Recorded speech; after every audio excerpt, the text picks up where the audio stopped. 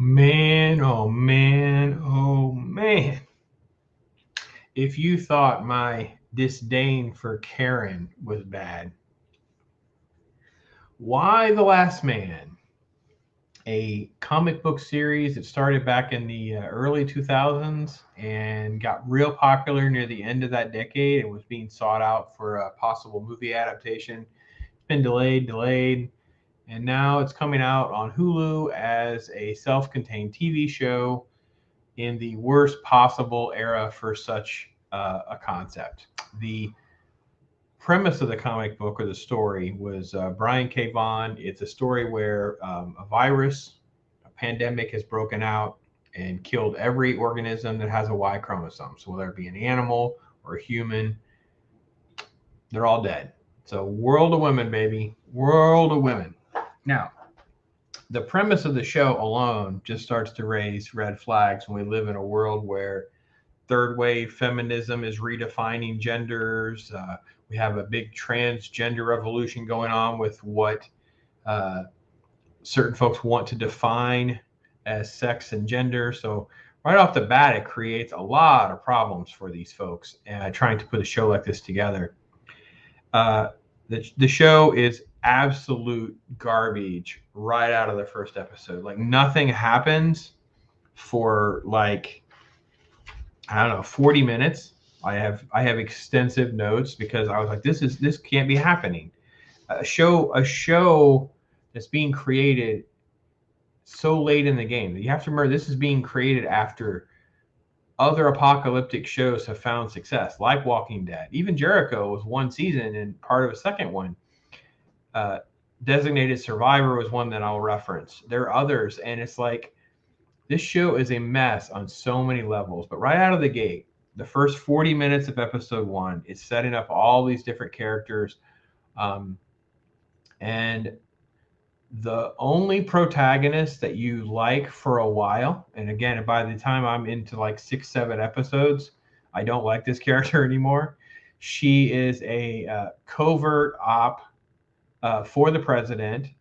She is um, leading a deceitful like FBI type thing to make it to infiltrate an extremist group, set off a bomb, killing them, and then framing them as though they set off the bomb. Uh, that's the best character we have. She's the most interesting character. These characters are awful. Like it is so boring. Let me show you some of the footage of the trailers, and I'll explain to you the first because most of the trailer was footage from the first episode. So when we go through that, I can kind of give you some better visuals with what I'm talking about. So it opens. Okay, so there's okay. All of the men die. So it's the president, his whole cabinet, men all over the globe, and you have this representative played by Diane Lane. I tried to look it up. I'm very unclear on what she is and who she is. Is if she's House of Representative or a senator, but she's at odds with the president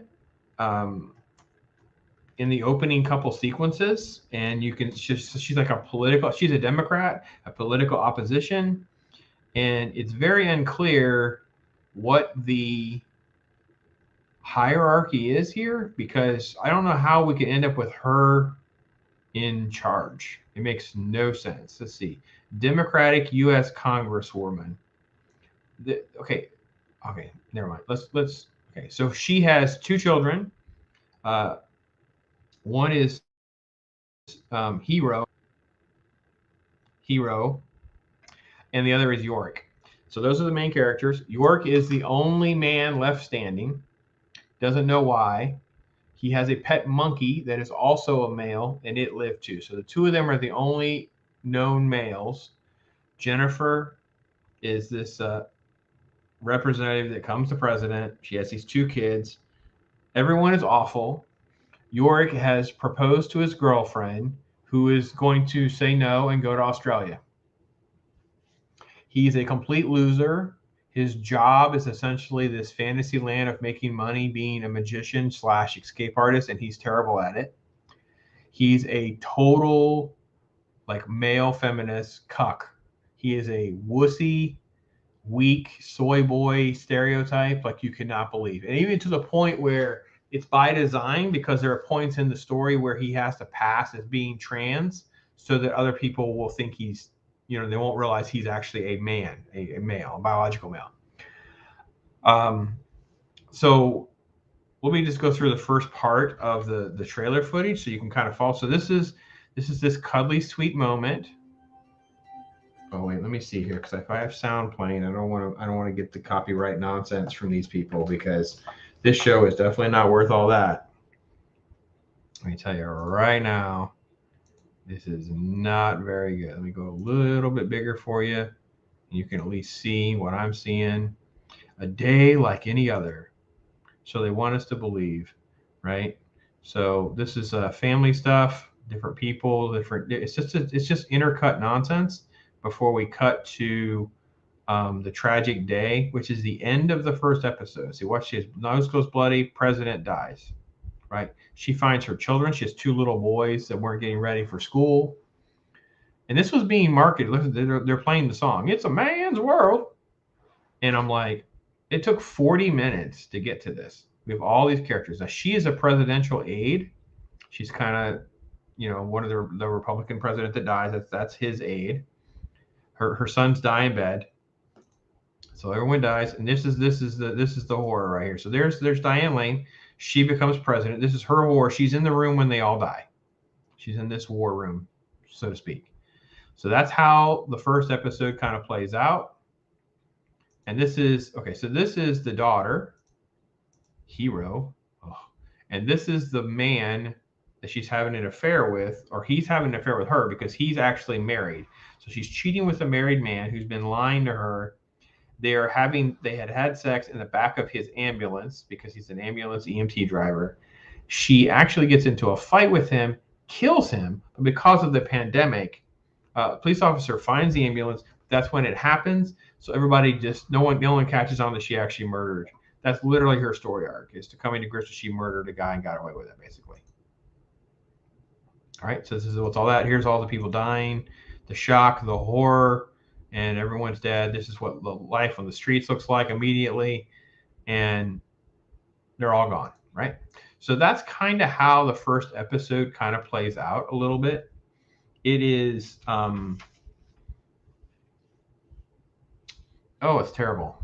It's so terrible. So just the first episode alone, the language that they use with, so there's the president's daughter, Kimberly, is this has this talk show appearance where she's using all these different terms. It hate speech references, KKK references. This Oklahoma Freedom Coalition's bomb explosion is set up with this lady. Her name, they make her Sarah. She's going to now be there around the president, and then she ultimately is Yorick's bodyguard. But she's got this secret weird agenda going on. This proposal that he does, it's just, oh my gosh. She's like, I packed your bag. I did your dry cleaning. I mean, it's like, she's just so awful. So the morning of doesn't start until like 10 minutes from the end of the first episode with this, loser guy. The crazy witch politician is in charge. So that's what happens. So then episode 2 moves forward to day 8, and you can see some of the footage with the chaos in the streets. And the president gives a speech, and I kid you not, she says, I'm going to inspire them. And she starts by saying, it's going to get a lot worse. It's only been a week, and it's hell in a handbag. Now, the premise of the show is that all the men have died, but because of their death, whether it be airplane crashes and other things, a ton of other women have died. That's how we allegedly get this woman in charge. It's like, I don't know how politically naive these writers are and how disconnected they are from reality, because that's not how our secession works. Like, the idea that all of these governors would hand over all of their power, all of the cabinet is dead. Like, the party that's in power would completely hand over its power to a rando rep from the other party is just insane.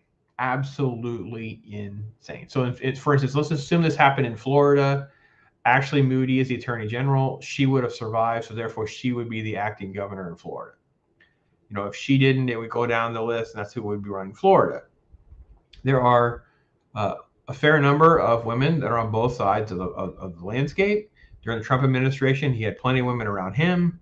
It's so ridiculous that that's how they approach things, and that there's absolute chaos only a weekend. Now, you have to understand, we endure hurricanes and everything else. What is it saying about women if they're in charge of everything and it's gone that bad so fast? It's such a sexist perspective on the world, in my opinion. Like, so they're discussing the power going out, and it's like everywhere's going to go out. Well, get on the phone. Were there no women working at these plants? You have no civil engineers. You have no professors. I mean, most of education is staffed by females. Most of the medical staff is female. Like, there's massive population of nurses that are female. So to see all of this infrastructure, it was so unbelievable that I was immediately removed from the show. And I just sat there like the whole time, like, it was like this fake manufactured dystopian world that makes no sense. Like in Designated Survivor, when it happens, it's because there's an attack on the Capitol, and Kiefer Sutherland's character is the 14th one in line held back. And they are trying to upsert his power, but it at least makes sense in the chain of secession, and he would be in charge. Nothing makes any sense. She's a horrible leader. Terrible. Then the episode 2, I kid you not, they jump forward 3 weeks. We go to day 32. And then suddenly, New York is flooding. They're talking about trying to rebuild and trying to be kind. And Yorick is the show is named after him. He is the least relevant character. All this other stuff's going on. He has his phone, and he's still pining over this girl that left him. But he never calls his mom, never checks in on his sister. It's just so awful. There's flooding, evidently, in New York City. It's very clear, and I kind of got a quote. This is from, if you lost the AV Club due to political bias, you're doing something wrong. The AV Club wrote this. It is fairly straightforward in signifying its heroes and villains. They've been divided down Democrat versus Republican Party lines. Jennifer is trying her best, is taking the office of presidency very seriously, is concerned about the safety of every remaining person, and is disinterested in treating established traditions with sentimentality and reverence if it is no longer meaningful or useful to do so. Plus, she's played by Diane Lane. The verdict on Jennifer, good. Meanwhile, Kim, she's manipulative, duplicitous, power-hungry, and centered on, quote, family values and what means, quote, pro-life, but only when those people grow up to be good, God-fearing evangelical Christians. Verdict on Kim, bad. It is so crazy that they wrote that, and that is so true. Like, the caricatures of all of this is so bad. Anyway, so Yorick is moving around the town. He ends up getting really soaking wet in the subway because it's flooded, and he is trying to get out of these clothes, and these Asian women find him. And I kid you not, he stripped himself naked to change clothes. They're standing over him. They don't know what to make of him, and he's like crying and weeping like a child. This is the main character of the show. What are we doing? Right? All right. So then it goes on, and Nora is the red-haired lady that finds the kids in bed. She's left out of the loop. So by episode 2, she tries to get into the White House or you're not on the list. The Republicans are not included. The Democrats are running the show. They took over everything. Diane Lane's character is an authoritarian. So there's no morality in this show, and there's this horrible line where they're trying to placate to the trans community. This is the end of episode 3. Quote, "We found plenty of men, just not with Y chromosomes." I'm like, Yeah, not going to do you much good. Well, then they find this this other character, and she is in Israel. They didn't know she survived. She's part of the Republican secession team. She should be president, basically, is what's alluded to very early on. And it's already immediately like, F the judges. There's no constitution. She couldn't win without her racist, without being a racist and her gerrymandering. And she campaigned on Jesus wasn't vaccinated, and they used like basically it's an insurrection. It's like that's literally their control of everything. Yeah, it's completely nuts. It's completely nuts. They run into a female militia.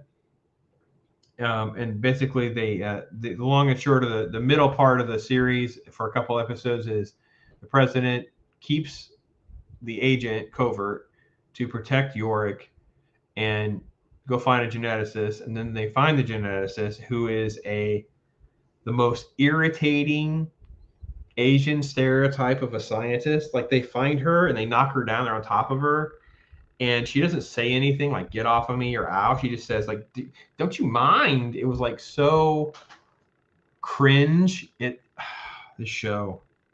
They wondered why they were being canceled. By the way. Okay. Then there is this whole big thing about there's like a meltdown, and this is into the fifth episode, because there's all this misinformation because they've already lost control of electricity and communication. I don't understand. There's still satellites, there's still generators, there's still fuel. They drive around. And by the way, it was so dumb to think, oh, we're going to send one secret agent with Yorick to go here when we could have had an armored brigade take him. Nobody needs to know who he is. Put him in a disguise, put the cargo in the thing. That's what we would do, and it would have made more sense. But that's not what they do. There's no references to emergency broadcast systems, backup plans. There's just lecture after lecture.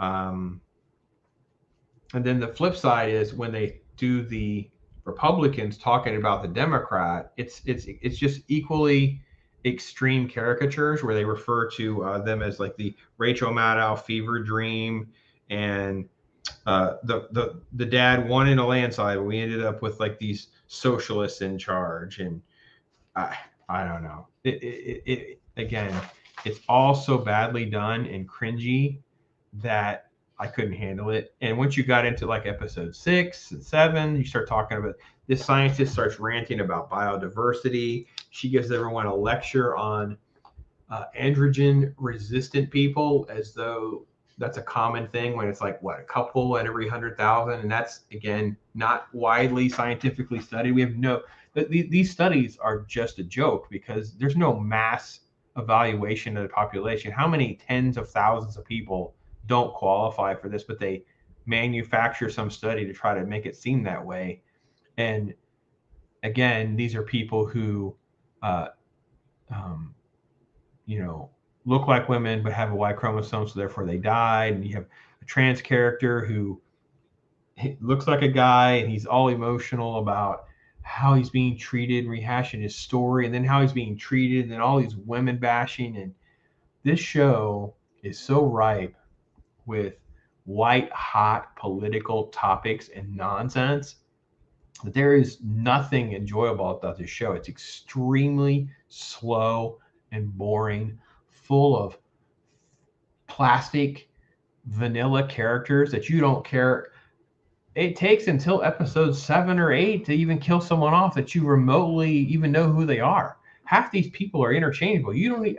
There's parts where, well, first off, let me say at day 8, they're already wearing like sweatshirts, and the business attire in the White House is gone by day 8. So by the time you're into episode 7 and 8, that everyone looks like a mess. I couldn't tell you some of these characters' names.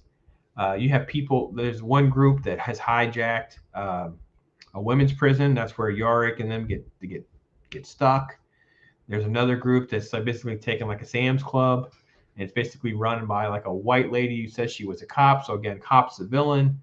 It's just full of all of these stereotypes and tropes and caricatures and horrible horrible material. Like, it's just, to wonder why they got canceled is laughable. And more laughable is to think that there would be more story to tell, which is what this inexperienced creator said. I don't forget her name. It's like Eliza Clark, I think is her name, and she's married to one of the Whedons. Like, I think it's Zach. And it's like, you suck. You stink at this. This show is terrible. And all this woke nonsense, no one wants to watch this crap. No one wants to be lectured about men are so bad, women are great, but oh, by the way, you're not great, because the show basically shows you a bunch of incompetents who can't do anything. There's no problem solving. It makes so little sense on every layer that you can't connect to the show in reality, in my opinion. Yeah, there was a scene. We're supposed to be emotional with the daughter talking. So the daughter is talking to the former first lady who wants to go home to their farm or their land. And she's like, no, it was destroyed. The dam broke. I'm like, the dam broke? What does this pandemic and women being the only ones left have to do with the dam breaking? You're telling me that, A, the dam can't just exist without anyone messing with it? And then 2, no one is going to check on these things? Like, no one is... There's no effort, at least on the surface, that we're going to try to keep some sort of infrastructure. Like, it almost seems as though we're going to throw all of the infrastructure out with the dead men, and we'll just randomly try to survive through the Walking Dead type scenario world with chaos and food shortages, electrical outages, and everything else. This show, nothing. I get nothing to offer you. Nothing. Do not waste your time with this nonsense. We should all be grateful that it was canceled and doesn't suck any more of our lives out of ours. I endured more of it, so you didn't have to. There you go. How do I really feel? That would be it.